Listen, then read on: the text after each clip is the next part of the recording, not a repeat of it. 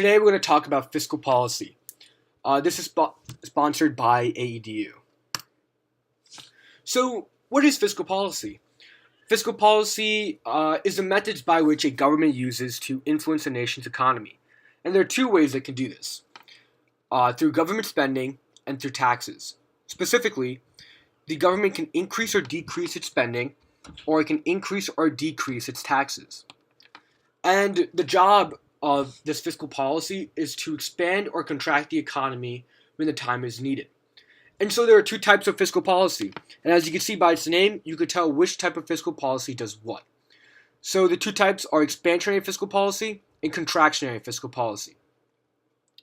So with this, the macroeconomy can deliberately be expanded or be contracted by the government through these fiscal measures. So I want to talk about these two fiscal policies, the expansionary and contractionary. So let's examine expansionary fiscal policy first. So this is normally enacted when an economy is experiencing relatively low real GDP, high unemployment, or it's going through a recession.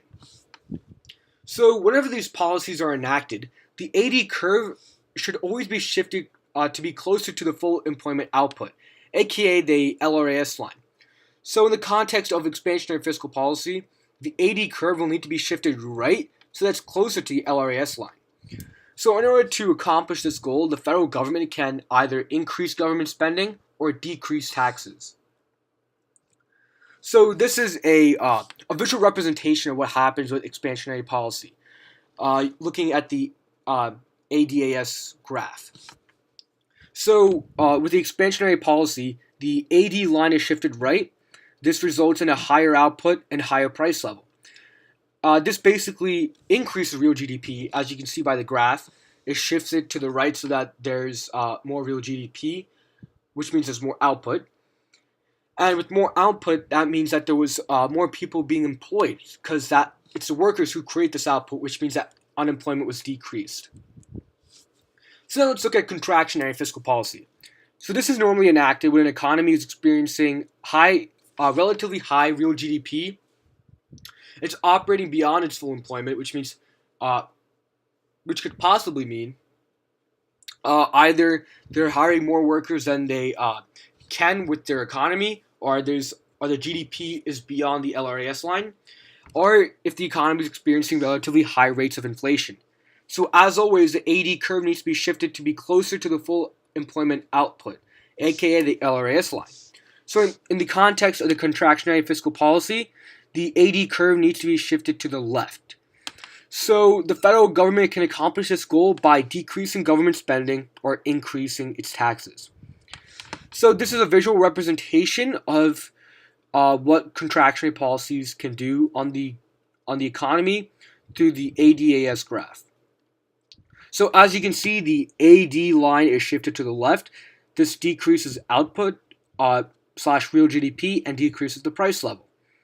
So this solves the situation of operating beyond the full employment or having beyond the real GDP, because as you can see, by shifting the AD line to the left, it solves both of those problems.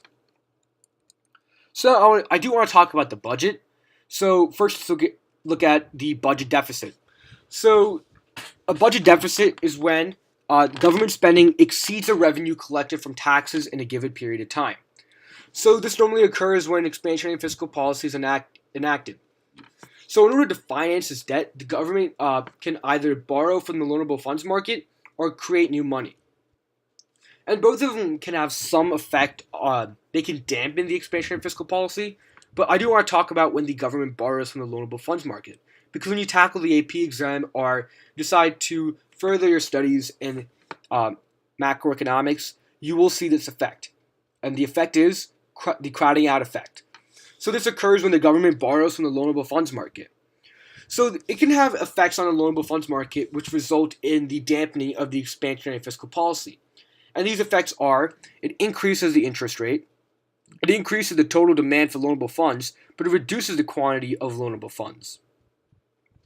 And I'll show a visual representation of that in the next slide. So as a result of these effects, households and firms are crowded out of the market for loanable funds, which means that when they want to access the loanable funds pool, when they want to borrow, there won't be as many funds because of the government borrowing. So because of this, since these entities can no longer borrow the same amount as they once could, it reduces consumption and investment. And it dampens the effect of expansionary fiscal policy because consumption and investment are key components in the gross domestic product, GDP. So now, as I promised, this is the visual representation of the loanable funds market and what happens when the crowding out effect occurs. So real interest rates go up, the demand goes up, but the quantity goes down. So let's talk about the budget surplus. So a budget surplus occurs if the revenue collected from taxes exceeds government spending. This normally occurs when contractionary fiscal policy is enacted. So there are two ways to how the government can use this surplus, and it can be used by paying down the existing debt that they have, or doing nothing with the money obtained. So with paying down the debt, if you look at the United States, it has trillions of dollars in debt, and with the surplus, they can use it to pay it off, or they can just keep the surplus and reinvest, and just continue with their normal operations. So this concludes my presentation on fiscal policy. It summarizes everything you'll need to know for the AP Macroeconomics exam.